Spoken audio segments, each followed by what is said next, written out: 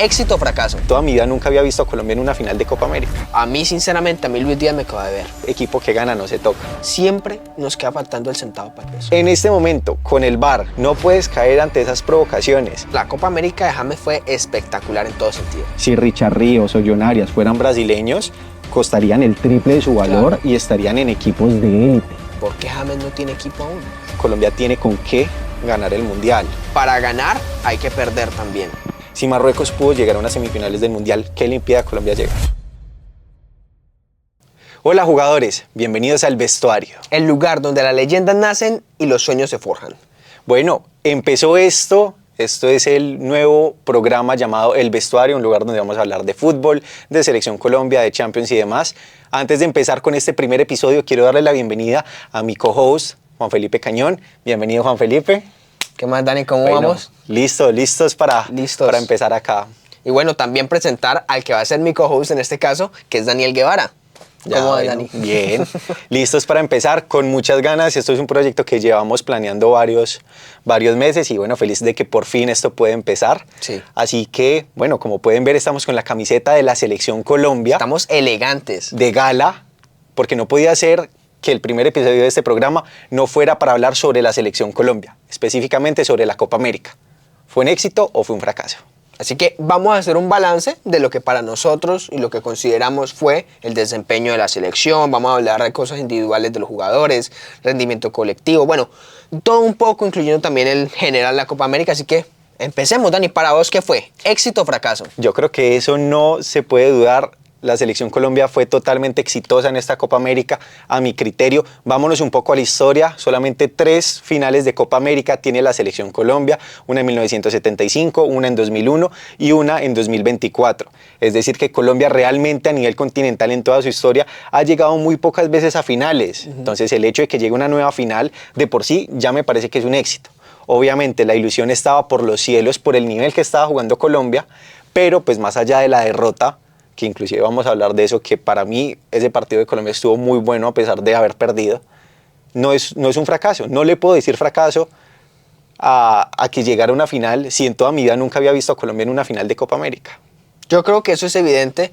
A mí me parece que, opinión personal, tal vez no lo puedo considerar de éxito rotundo, pero tampoco lo puedo considerar de fracaso. Creo que no se puede ser así de mezquino, no puede menospreciar lo que se ha construido, porque Néstor, ¿cuánto lleva Néstor en el cargo? ¿2 años, quizás? Llega para apagar el incendio de Reinaldo Rueda.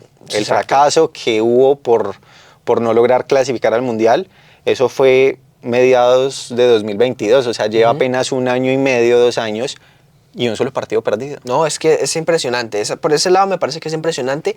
Y, o sea, es que si uno retoma desde el punto en el que Rueda deja la selección, era preocupante, porque es que no dábamos pie con bola, no le hacíamos un gol a nadie, y realmente es casi que los mismos jugadores. Entonces ahí se ve que la muñeca del técnico, que el man sabe, que tiene un buen manejo de grupo, que le da importancia a jugadores y que bueno, trae un esquema que ha sido refrescante y que nos ha devuelto esa identidad que teníamos y que ha sido importante en los últimos años. O sea, yo he visto jugar a Colombia con muchas cosas y muchos matices que teníamos en 2014. Y lo más importante, que creo que eso fue como el diferencial de esta Selección Colombia, es que no tenía miedo a enfrentarse a selecciones grandes. Le ganó a Alemania, le ganó a España, le ganó a Brasil, le ganó a Uruguay y le jugó de tú a tú a la Argentina, que a pesar de que la Copa América no fue la mejor Argentina de los últimos meses, sigue siendo la campeona del mundo. Evidentemente. Y por eso hubiera sido aún más lindo haber podido ganarle, no solo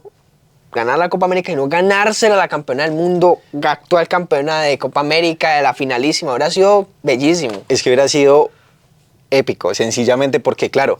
E invicto, aparte. Invicto. Primero hubiera sido invicto. Luego, en el camino hubiera vencido a Brasil, empatado con Brasil, vencido a Uruguay y ganado ya sea por penales o en los 90, 120 Argentina. Definitivamente hubiera sido una de las mejores selecciones del continente. Ya lo es. Pero pues sería ratificarlo, porque ¿cuáles son las 3 selecciones grandes de América? Brasil, Uruguay y Argentina. Entonces, para mí hubiera sido una gran Copa América en el desenlace. Obviamente todo lo que fue hay que alabarlo, hay que exaltarlo. Y es por eso que creo que es importante que Néstor Lorenzo siga. Yo me acuerdo que No, en claro. este periodo hubo un No, momento claro. donde decían, ay no, no va a seguir en la selección. Y yo estaba sudando frío. O sea, ¿cómo vas a sacar a un técnico por un partido perdido? O sea, es que no. Y ahí sí, donde lo hubieran sacado, ya apague y vámonos. Sí, totalmente. O sea, si uno hace el balance general, la Copa América fue increíble. Sí, fue una gran Copa América. ¿Qué pasa? ¿Y por qué yo siento que no puede ser un éxito rotundo? Me parece que siempre nos queda faltando el centavo para el peso. No, pero pues es que, ¿qué más? Llegar a la final, llevar a Argentina a los 120, por una jugada, porque es simplemente una jugada que se define el partido. Así como ellos tuvieron esa jugada con Lautaro, antes la tuvimos con Borja.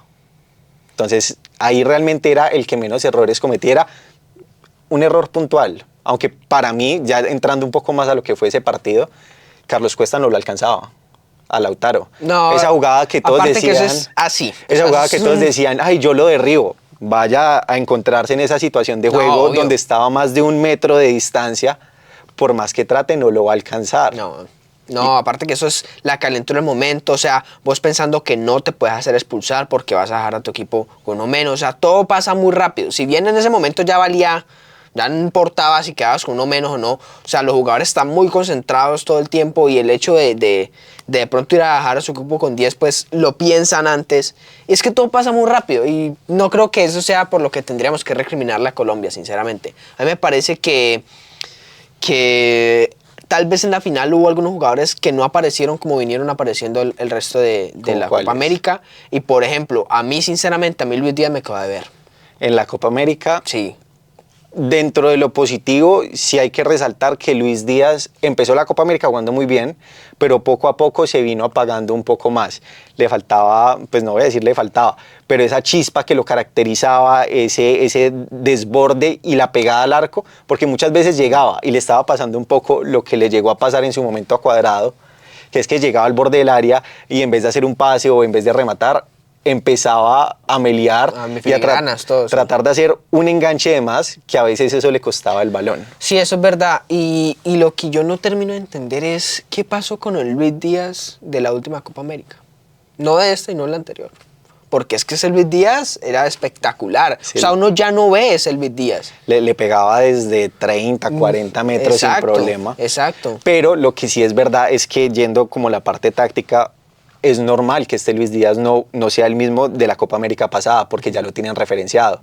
Luis Díaz llegaba a esa Copa América y no lo tenían referenciado, entonces no sabían que había que ponerle 1 o 2 marcas. En cambio aquí este Luis Díaz se melea a 1 y tiene a 2 más ya esperándolo. Entonces esos pequeños aspectos hacen que de pronto Luis Díaz no pueda tener esa libertad para poder hacerlo, que igual jugó bien. O sea, no estamos diciendo que Luis Díaz tuvo una Copa América mala, no. Lo que sí bien. Tuvo fue una final mala, eso sí me parece. La final quedó a deber y en ciertos partidos, pero realmente a nivel general Luis Díaz hizo una buena Copa América. En general yo creo que todo el equipo, hay muy pocos jugadores que de pronto no hubieran destacado como uno lo quisiera. Bueno, hay 2 en particular que yo creo que para mí no deberían devolver a la selección. Con todo respeto, o sea, no es algo contra la persona, sino por su desempeño. Me parece que, primero, Borré no puede seguir siendo el 9 de la selección. Ya mostró Córdoba lo que puede hacer y nos demoramos muchísimo tiempo porque el pelado tiene 31 años. El Maniquera me parece que puede entrar de revulsivo Borré, sinceramente. Y el segundo es Mateo Uribe. Me parece que ya es ciclo cumplido. Yo con Borré entiendo por qué lo pueda poner en el campo Néstor Lorenzo, porque Borré te puede ayudar a que tenga más libertad James cuando le toca jugar de extremo, porque puede ir a la banda y James puede entrar un poco más al centro del campo. Pero ¿qué es lo que pasa? Borré es un delantero centro. A los delanteros centros se les pide goles y Borré lastimosamente en la selección Colombia ha tenido mala suerte con los goles. Si uno dijera, listo, Borré entra, te hace un gol cada 2, 3 partidos, pero te hace los goles bien. En la Copa América creo que no hizo goles. O sí hizo 1 al menos, sí. No recuerdo muy bien. Yo tampoco recuerdo muy bien, pero es que más allá de los goles como tal, yo pienso es que, por ejemplo, mira el desempeño que tiene Córdoba, y Córdoba es un problema para las defensas. O sea, ese man es un tractor. Ese man realmente preocupa a los defensas y guerrea y los cuerpea, y Colombia tiene ahí siempre un jugador que le gana por arriba y le gana de cuerpo. Entonces, Por ejemplo, la final de Córdoba me parece que fue muy buena. Fue Sí, muy buena. pero lastimosamente como eran 120 minutos ya había un momento donde tenían que hacer cambios, tenían que cambiar. Otro jugador bueno del puesto de delantero es Borja, por ejemplo. Borja que de pronto, claro, yo entiendo por qué Néstor Lorenzo no lo pone mucho en la Copa América, porque apenas el primer llamado de Borja se da en la Copa América, pero igual es un jugador que en River te mete 20 goles por temporada. Es un jugador que no se puede dejar pasar por alto y que cuando entra puede que de pronto no sea el más fino a la hora de atacar, pero entra con unas ganas, Eso es entró verdad. a pelearle a todos los argentinos, a sacar de casillas a Ese sí, todos los eso argentinos. eso es muy valioso porque me parece que es de los que estaban, el que no le tiene miedo a esos argentinos, no le importa oquear y entrar en el juego de ellos, se siente cómodo en eso, es que ya tiene muchos años en Argentina, ya tiene esa experiencia. Entonces, a mí me parece que, a mí sinceramente Borja no es que me fascine, pero me parece que puede ir a la selección perfectamente y estar de revulsivo. Pero entremos ahora en materia en algo que quería discutir, que eso sí me parece que Néstor se equivocó, y son los cambios. A mí En me la parece, final. en la final y en algunos momentos de la Copa América, porque hay jugadores que no vimos. Por ejemplo, Juanfer jugó muy poco. Juanfer jugó solo la final y ya. Y en la final entró muy bien. Claro, entonces a mí me parece que primero Néstor en la final se demoró en los cambios. Se demoró bastante en los cambios. Había jugadores que ya estaban ahogados o que necesitaban refrescar. James Sí, pero es necesitaba que ¿cómo refrescarse sacas también. a un James en una final de Copa América? Pero es que, mira, es que hay que pensar lo siguiente. Yo tengo a James y en el banco tengo a Pepito Pérez, pues pongo a James a que mate los 120 minutos. Pero si yo tengo a James y en el banco tengo a Juan Fernando Quintero, Yo los pongo a jugar a los dos. bueno, pero en el caso de, o sea, nosotros sabemos que a James le cuesta tanquearse un partido de 90 minutos, igual que a Juan Fernando. Entonces, difícilmente van a jugar los dos. Y son jugadores muy similares, de características muy similares, que tienen una creatividad y ese plus de 10 que no todos los equipos tienen y las selecciones tampoco. Entonces, a mí me parece que Néstor se equivocó como en no confiar mucho en el plantel que tenía, porque es que en todos los amistosos y en todo el trayecto en las eliminatorias jugó y le dio recambio a todos y vimos que todos podían aportar. Por ejemplo, Yasser no vio un solo minuto en la Copa América. Eso te iba a decir. Mediocampistas ofensivos del porte de James y Juanfer habían 4. Estaba James, estaba Quintero, estaba Carrascal y estaba Yasser. Por ejemplo, contra Panamá, meter un poco más a Carrascal y a Yasser. Ese partido se ganó 5-0. Cuando iba 3-0, yo ya hubiera sacado a la mitad de los jugadores para darles un cambio. Esas cosas como que uno puede pensar, pero también yo entiendo la emoción de la final, la copa que venía jugando James. Él hasta antes de los 90 minutos no te iba a dar un cambio. Bueno, digamos que James está bien. Es que a mí me parece que James lo anularon bien en la final. Digamos que uno de los tiempos, no creo que fue el primero o el segundo, en el que James pudo hacer más cosas, creo que fue en el primero. En el segundo lo borraron. Y al otro que borraron fue a Luis Díaz. Entonces, a Luis Díaz lo aguantó hasta el final. Y a mí me parece que, por ejemplo, Sinisterra, un recambio buenísimo. Pero que también usó poco en la Copa América. También. Y en el partido anterior contra Uruguay, él solo le dio las 2 pelotas a Mateo Uribe. Creó esas 2 opciones. Cuando Luis Díaz ya estaba muerto, entonces Sinisterra empezó a generar. Entonces me quedó viendo ahí Lorenzo como en, no sé si es una, como que le dio miedo confiar de pronto en los otros jugadores. Lo que pasa es que de pronto él decía, y eso es una lógica que a veces muchos entrenadores utilizan, y es equipo que gana no se toca. ¿Qué es lo que pasa? Tú has visto que la Selección Colombia ya tiene varios equipos diferentes o jugadores que ya han jugado amistosos, han jugado partidos importantes y que han ganado.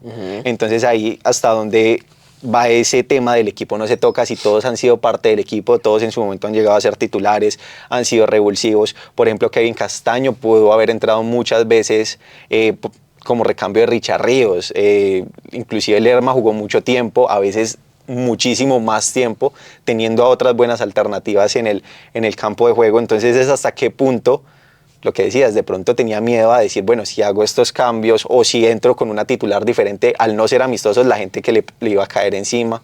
Imagínate empezar un partido de Copa América sin Luis Díaz y sin James en la titular. No, yo no digo como empezar, sino en los recambios. Me parece que se demoró mucho en los cambios, como en hacerlos.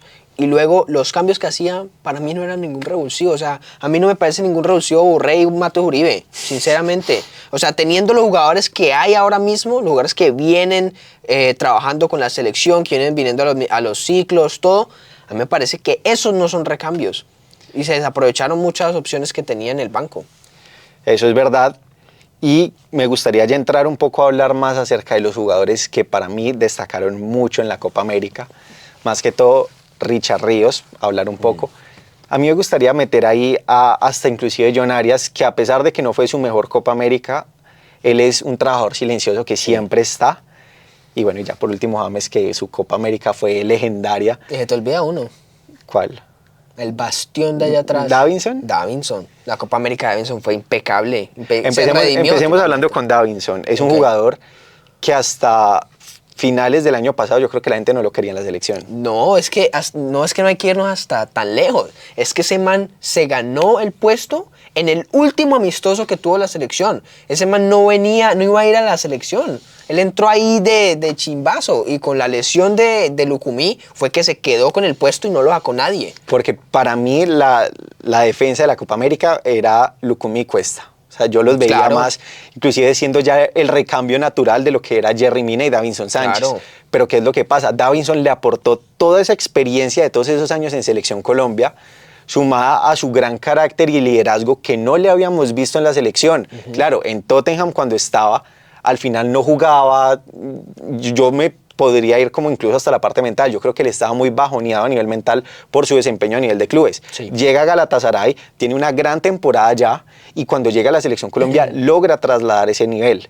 Es un jugador que de pronto, a diferencia de otros jugadores como James, Yerry Mina y demás, su nivel en la selección depende proporcionalmente de cómo esté compitiendo a nivel de clubes. Y ahí lo demostró y fue una Copa América muy buena porque nos salvó de muchísimos problemas tanto frente a Brasil como frente a Uruguay. Sí, no, yo creo que por ejemplo ese tema de la continuidad tiene mucha más importancia en los defensas, porque los defensas tienen que estar muy ágiles, muy concentrados, y si vienen en un mal momento, difícilmente van a recuperar como esa continuidad en un solo partido. Entonces, el hecho de que Davinson viniera jugando y tuviera regularidad en Galatasaray, también ayudó a que pudiera llegar bien a la selección.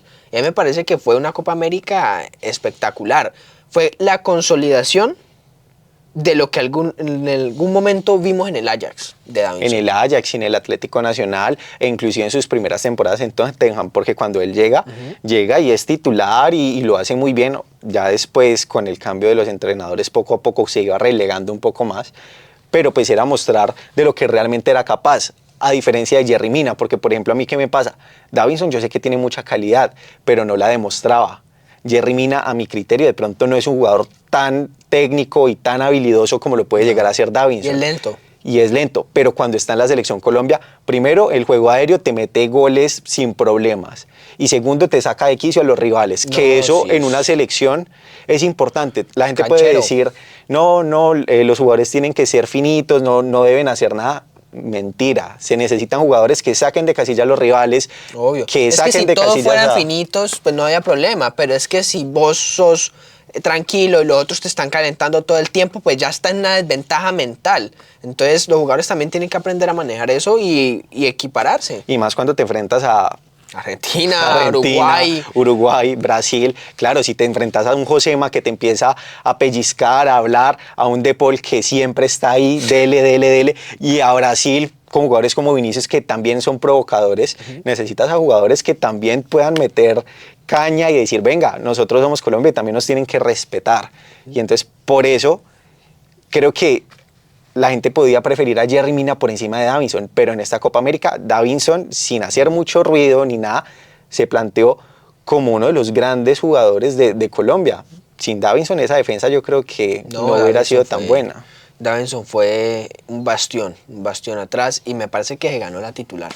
Otro que se ganó la titular, que tuvo una muy buena Copa América y nos hizo mucha falta en la final. No, ya sé quién vas a decir. No, claro. Daniel Muñoz. Ojo, eso no quiere decir que Santiago Arias no haya hecho una buena final. Sí, claro. Porque Santiago Arias jugó bien. ¿Qué es lo que pasa? Daniel Muñoz en este momento te brinda ataque y defensa. Entonces era un jugador más que se proyectaba al ataque. Inclusive creo que metió 2 goles en la Copa América.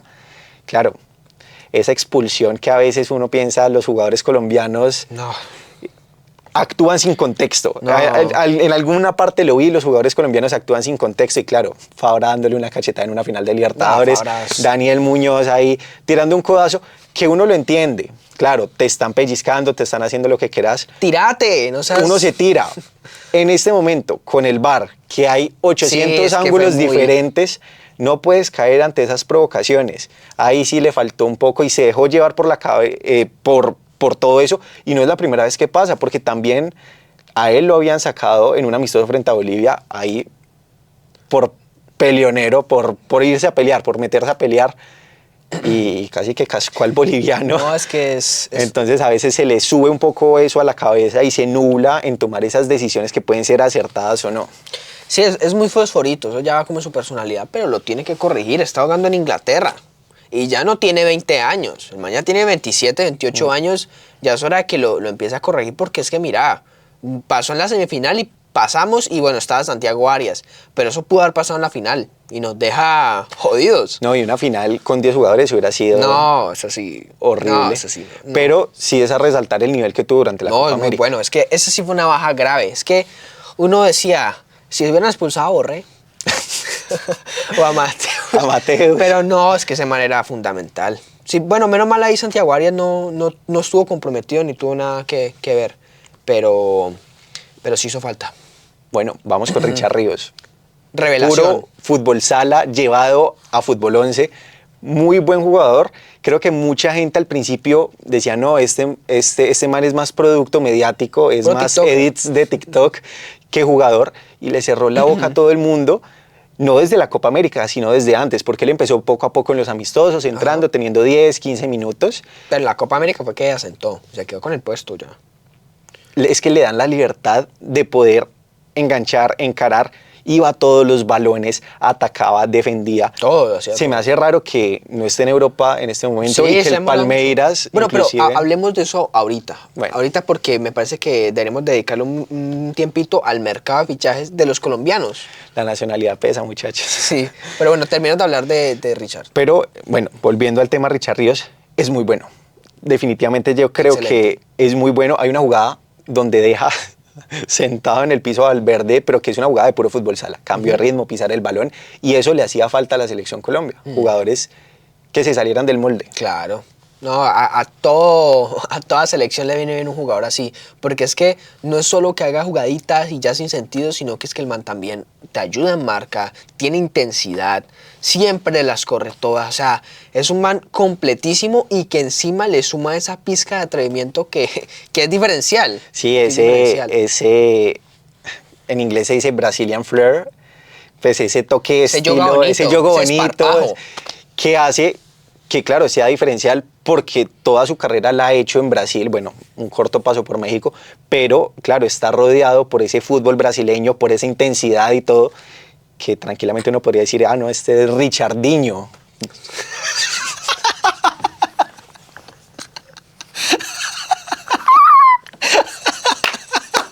Ahí quedó ya,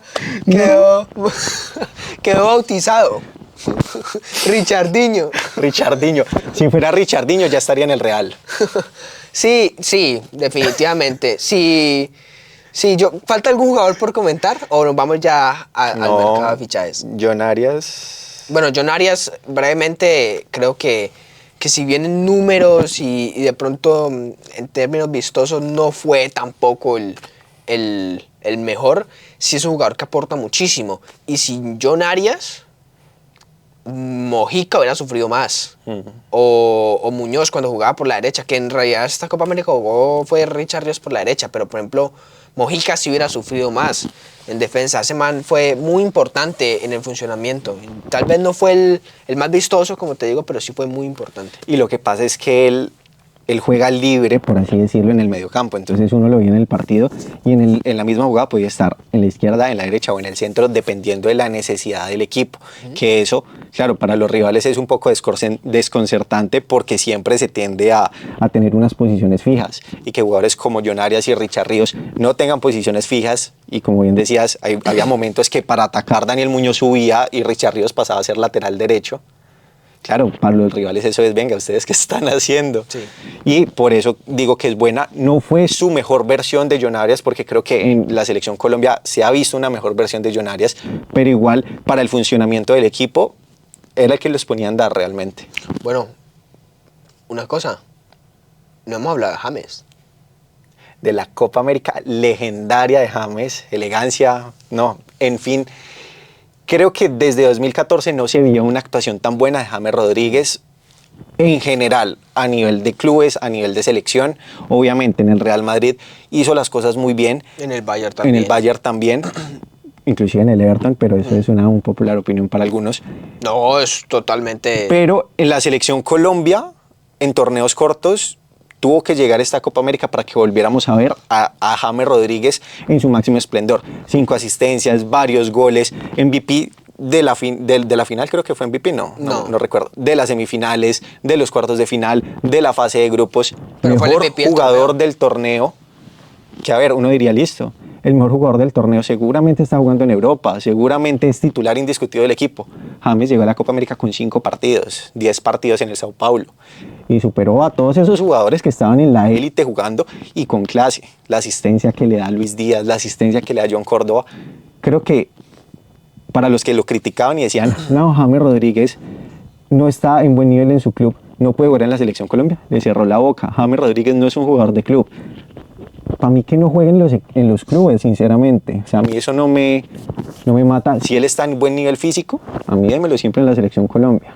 Sí, el man siempre que juega con la selección responde. O sea, él siente la camiseta como ningún otro jugador en la selección lo hace.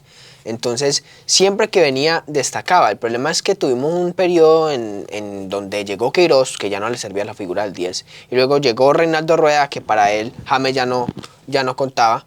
Entonces hubo también ese momento en donde James no tenía como ese salvavidas que ha sido la selección para él, porque siempre ha rendido. Y cuando cuando viene ahora Néstor, que le da la confianza total, él se siente importante y vuelve a demostrar de qué está hecho. Néstor Lorenzo, inclusive cuando llega a la selección Colombia, lo primero que hace es tomar un avión, ir a Qatar y sentarse a hablar con James, a decirle, venga, este es el proyecto que quiero que tú seas parte del proyecto. No creo que ni Queiroz ni Reinaldo Rueda hubieran hecho eso por James. ¿Qué es lo que pasa? Néstor Lorenzo es muy de la escuela de Pekerman. Pekerman sacó la mejor versión de James. Y esos entrenadores son mucho más de dejar que los jugadores se destaquen por sus habilidades y sus calidades propias. Porque le fue bien con Heynckes, porque le fue bien con Ancelotti. Porque esos entrenadores no hacen que el sistema... que los jugadores se adapten al sistema, sino que el sistema se adapta a los jugadores que tienen. Y ahí es donde James Rodríguez puede triunfar. ¿Qué es lo que pasa? Claro, la gente no entiende eso o no ve eso a veces en un primer momento porque le toca a entrenadores como Subeldía en el Sao Paulo, llega y creo que a mitad de Copa América da unas declaraciones como que ni siquiera lo conocía, y Subeldía lleva 6 meses ya en el equipo. Entonces... Claro, si tu entrenador no te confía, ni siquiera dice que te conoce bien, ¿cómo espera que James vaya a ser titular en el Sao Paulo? Por eso, cuando James tiene confianza y cuando James tiene la amarilla de la selección Colombia, ya. No, y en equipos también, si James tiene la confianza del técnico y se siente importante, la va a romper. Y bueno, ya para ir cerrando ese tema, la Copa América de James fue espectacular en todos sentidos. 5 asistencias, 1 gol y más allá de esas estadísticas, lo que generaba en el equipo. Pero entonces, ahora sí, hilando eso, ¿por qué James no tiene equipo aún? Porque los colombianos en este mercado de pases, yo creo que pesa la nacionalidad, pesa que jueguen sin contexto, pesa muchos factores que hagan que jugadores como Richard Ríos, como John Arias, como el mismo James Rodríguez, inclusive John Córdoba, el mismo Daniel Muñoz, uno podría decir, bueno, después de la Copa América que se jugó, Daniel Muñoz podría dar el paso de Crystal Palace a otro equipo mucho mejor. Lerma también. ¿Qué es lo que pasa? Los equipos no confían en el jugador colombiano ni en el potencial del jugador colombiano y por eso es que no los fichan. Y si los fichan a precios mucho más bajos. Claro, lo que decíamos ahorita, si Richard Ríos o John Arias fueran brasileños, costarían el triple de su valor y estarían en equipos de élite. Por lo menos Richard Ríos me parece que sí, porque aparte es un jugador muy vistoso y que gusta mucho en Europa. Entonces creo que sería definitivo eso. Y bueno, antes de hablar en términos generales y nos ceñimos primero a James, yo creo que el tema de James pasa también por el historial que tiene de que a pesar de que en selección está muy bien, en sus equipos no habrá jugado más de 15 o 20 partidos en los últimos 2 años. Y eso pesa mucho, inclusive creo que el presidente de la Lazio dijo, venga, nosotros no vamos a fichar a James, no nos sirve un jugador que por temporada juegue 10 partidos. Sí. y que lastimosamente eso es una cruz que James Rodríguez ya no se va a poder quitar, porque es la realidad, más allá de que haya sido culpa de él o no, quiera o no quiera, los últimos años no le ha ido bien en cuanto a minutos de juego. Uno podría pensar, listo, cuando jugó en el Everton, a nivel de juego lo hizo bien, en Olympiacos a nivel de juego lo hizo bien, al Rayan nunca sucedió. Y en Sao Paulo, los pocos partidos que jugó también demostró buen nivel. El nivel está. ¿Cuál es el tema? Las lesiones y que a veces puede tener continuidad o roces con los entrenadores, y eso es una realidad, por más que uno quiera decir que no, que de pronto uno no sabe la interna, más allá de que la interna sea favorable o desfavorable hacia James Rodríguez, el caso es que ha tenido problemas con Rafa Benítez, con Subeldía, con Nico Kovac, con el mismo Zinedine Zidane, y eso es algo que no se puede dejar de ver. Sí, totalmente. Y digamos que el historial de lesiones de James a partir de 2018 es que empieza como a ser recurrente y recurrente, y eso también lo termina afectando, no solo por la continuidad sino mentalmente. Entonces, ¿qué pasa? ¿Cómo James se quita esa cruz que vos decías que puede tener ahora yendo a un equipo y jugando completo? El problema es que James ya tiene 33 y ya el tiempo va en reversa. Y lastimosamente yo creo que James Rodríguez ya dentro de sus planes tiene gran objetivo, el Mundial de 2026. Número uno. Y lastimosamente parece, o todo parece indicar, que después del Mundial se retira, porque ya lo ha dejado entrever desde hace mucho tiempo. Él por fuera tiene ya varias empresas, tiene varias cosas, o sea que yo creo que él ya lleva años planificando lo que va a hacer, qué va a pasar después del retiro. ¿Qué es lo que pasa? Que nosotros no estamos preparados para no ver a James en la Selección Colombia, pero tiene que ser estratégico, porque si ya está en Sao Paulo y no lo quieren más en Europa, ¿para dónde puede ir? ¿Para la Liga Argentina? ¿La MLS? No lo veo todavía en el fútbol colombiano, siento que le falta un par de años, e inclusive no sabría si James Rodríguez algún día vaya a volver a jugar en el fútbol colombiano. Entonces hay que ver y realmente ver qué pasa con James Rodríguez. A mí me gustaría que James volviera a Europa, un equipo en el que pueda jugar, una liga cómoda, tipo la española, donde pueda él sentirse cómodo, la italiana, que no lo hemos visto en la liga italiana y sería interesante verlo en la liga italiana. Si Mourinho siguiera en la Roma, hubiera sido espectacular. Que llegara a reemplazar a Dybala, que parece que se va a ir. Porque Mourinho potencia mucho los jugadores del estilo de James, Dybala y demás. Sí, yo creo que James puede hacer unos últimos 2 años buenos en Europa, y a mí, sinceramente, me gustaría que se retire en el Mundial y se retire por lo alto. ¿Con la Copa del Mundo?